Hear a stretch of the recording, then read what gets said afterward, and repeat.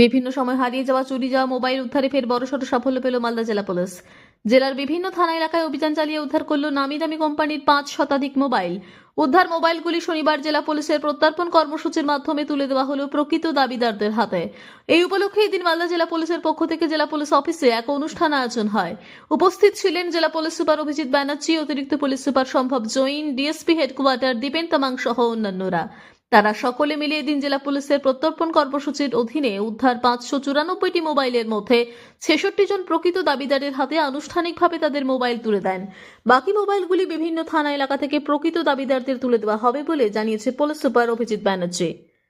4 phone আমরা recover করেছি, যেগুলো মিসিং ছিল বা অন্যান্য কেসের কানেকশনে আছে। মেনলি মিসিং মোবাইল আছে। 594 মোবাইলস আমরা রিকভারি করেছি। আমাদের এসওজির টিম এবং অন্যান্য যে ইউনিট আছে তাদের একটা কোঅর্ডিনেটেড এফোর্ট, তারা এফোর্ট দিয়ে বিভিন্ন পকেট থেকে আমাদের স্টেটের অ্যাজ ওয়েল অ্যাজ ডিস্ট্রিক্টের বিভিন্ন পকেট থেকে যে সমস্ত মোবাইলগুলো মিসিং হয়েছিল সেগুলোকে রিকভারি করেছে। তার মধ্যে আমরা 66 জনকে আজকে এখানে টোকেন দিচ্ছি। বাকিগুলো আমরা সাব ডিভিশন থেকে বা থানা থেকে আমরা এগুলো তাদের কাছে পৌঁছে দেবো। উপযুক্ত প্রমাণ সহ তাদেরকে হাতে হ্যান্ড ওভার করবো। দেখা যাচ্ছে ফোন বেশি রিকভারি মেনলি ইংলিশ বাজারে সবচেয়ে বেশি রিকভারি হয়েছে। 170 রিকভারি ইংলিশ বাজার থানা থেকে হয়েছে। অন্যান্য থানাতেও হয়েছে।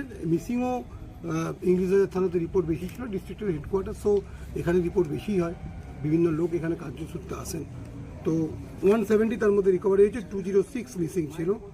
83% of the missing mobile have been recovered.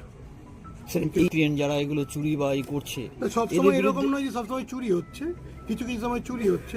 আমি আজকে যেমন একটা কেস দেখলাম, একজন যিনি যার হাতে আমরা মোবাইল ফিরিয়ে দিলাম, একজন বোন, তিনি বললেন তার ব্যাগটা তার ওখান থেকে চলে গিয়েছিল। আমরা ওই কেস কানেকশন ওটাকে অ্যাড করে কেসের যে ডেভেলপমেন্ট সেটা করবো, কেসের ইনভেস্টিগেশন করবো।